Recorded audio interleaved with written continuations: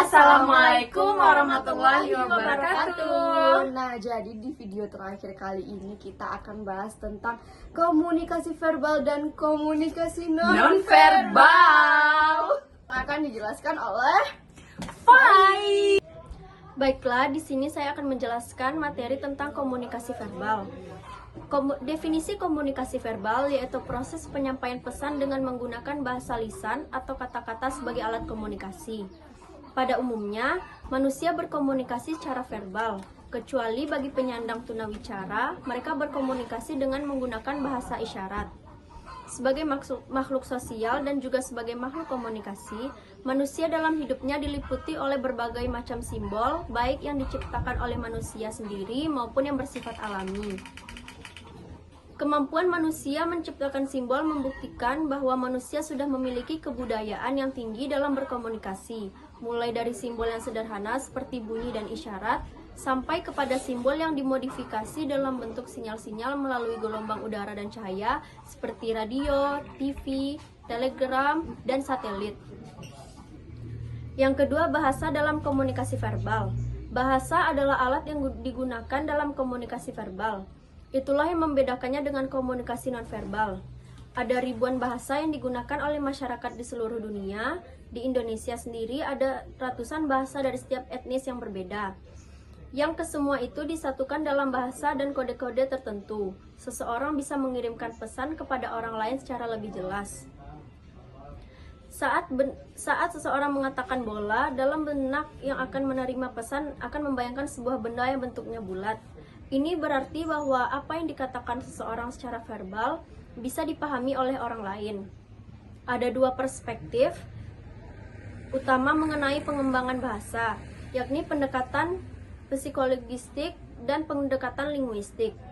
Selanjutnya, ada dua perspektif utama mengenai pengembangan bahasa, yakni pendekatan psikolinguistik dan pendekatan linguistik. Yang pertama, pendekatan psikolinguistik yaitu tuturan awal atau kata-kata bawaan dan kata-kata itu sendiri. Didasarkan atas pemahaman pribadi anak-anak tentang dunia, bahasa adalah sarana untuk menyampaikan makna yang telah mereka pelajari. Baiklah, melanjutkan penjelasan dari penekanan mempengaruhi makna. Yang pertama yaitu keterbatasan jumlah kata yang tersedia untuk mewakilkan objek. Kata-kata adalah kategori untuk merujuk pada objek tertentu, baik orang, benda, peristiwa, sifat perasaan, dan sebagainya. Satu kata hanya mewakili realitas, tapi bukan realitas itu sendiri. Dengan demikian, kata-kata pada dasarnya bersifat parsial, tidak melukiskan sesuatu secara eksak. Kata sifat dalam bahasa cenderung bersifat dikotomis, misalnya baik buruk, kaya miskin, tinggi rendah, pintar bodoh, dan sebagainya. Yang kedua yaitu kata-kata bersifat ambigu dan kontekstual. Kata-kata yang bersifat ambigu mempresentasikan persepsi dan interpretasi orang-orang yang berbeda dan menganut latar belakang sosial budaya yang berbeda. Yang ketiga, kata-kata mengandung bias budaya berbagai kelompok manusia dengan budaya dan subbudaya yang berbeda. Tidak mengherankan bila terdapat kata-kata yang kebetulan sama atau hampir sama, tetapi dimaknai secara berbeda atau sebaliknya. Kata-kata yang berbeda, namun dimaknai secara sama. Konsekuensinya, dua orang yang berasal dari budaya yang berbeda boleh jadi mengalami kesalahpahaman ketika mereka menggunakan kata yang sama. Selanjutnya yaitu definisi komunikasi nonverbal. Perilaku nonverbal atau bahasa tubuh adalah gerak-gerak yang menunjukkan kata-kata. Secara psikologis, perilaku nonverbal ditafsirkan sebagai ekspresi keadaan individu. Seperti emosi individu, orang merasa sedih, yaitu sebagai emosi internal. Dan oleh karena itu, ia menangis sebagai perilaku nonverbal. Bahasa tubuh merupakan proses pertukaran pikiran dan gagasan di mana pesan yang disampaikan dapat berupa isyarat, ekspresi wajah, pandangan mata, sentuhan, artefak, diam, waktu, suara, serta postur dan gerak tubuh. Selanjutnya, ciri-ciri komunikasi nonverbal. Yang pertama yaitu pesan nonverbal bersifat komunikatif, pesan nonverbal itu kontekstual, pesan nonverbal itu sebuah paket, pesan nonverbal dapat dipercaya, pesan nonverbal dikendalikan oleh aturan, dan terakhir, pesan nonverbal bersifat metakomunikasi. Baiklah, penjelasan selanjutnya akan disampaikan oleh Aringgi. Nah, selanjutnya melanjutkan dari penjelasan Farah. Fungsi komunikasi verbal yang pertama ada perilaku nonverbal dapat mengulangi atau repetisi perilaku verbal. Yang kedua, memperteguh, menegakkan atau melengkapi perilaku verbal.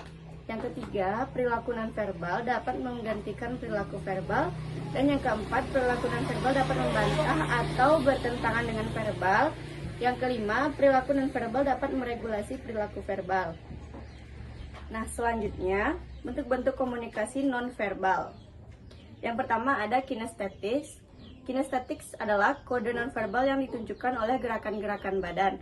Gerakan badan bisa dibedakan atas 5 macam, yaitu yang pertama ada emblems, yang kedua ada illustrators, yang ketiga ada effect display, yang keempat regulators, yang kelima ada adaptor, dan ada gerakan mata. Yang kedua ada sentuhan atau touching. Touching ialah isyarat badan yang dilambangkan dengan sentuhan. Menurut bentuknya, sentuhan badan dibagi atas 8.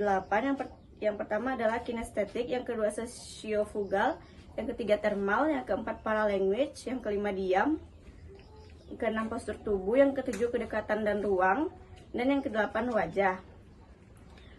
Selanjutnya prinsip-prinsip komunikasi nonverbal. Komunikasi nonverbal dapat mengatur interaksi komunikasi nonverbal, memantapkan hubungan dan memiliki berbagai makna yang bertingkat. Kesamaan dan perbedaan komunikasi verbal. Selanjutnya ada kesamaan dan perbedaan komunikasi verbal dan nonverbal. Persamaannya yang pertama adalah simbolik, yang kedua berdasar suatu aturan dan merefleksikan budaya, yang ketiga bisa disengaja dan tidak disengaja. Sedangkan perbedaannya adalah lebih dapat dipercaya daripada verbal, multisaluran yaitu bisa dilihat, dirasakan, didengar, dibaui, dan dirasakan, dan yang terakhir adalah berkesinambungan. Don Stokes dan kawan-kawan dalam Rodona mengemukakan 3 perbedaan utama antara keduanya. Yang pertama yaitu adalah kesengajaan atau intentionality. Yang kedua perbedaan-perbedaan simbolik, symbolic difference. Yang ketiga ada mekanisme pemrosesan atau processing mekanisme. Nah, jadi berhubung komunikasi verbal dan nonverbal itu adalah materi terakhir di perkuliahan semester 5 ini, kami bertiga mengucapkan terima kasih kepada Ibu Sri Mewahyuni yang telah membimbing kami selama 1 semester. Dan untuk para penonton, kami ucapkan ribuan terima kasih dan maaf yang sebesar-besarnya. Kami akhiri. Assalamualaikum warahmatullahi wabarakatuh. See you.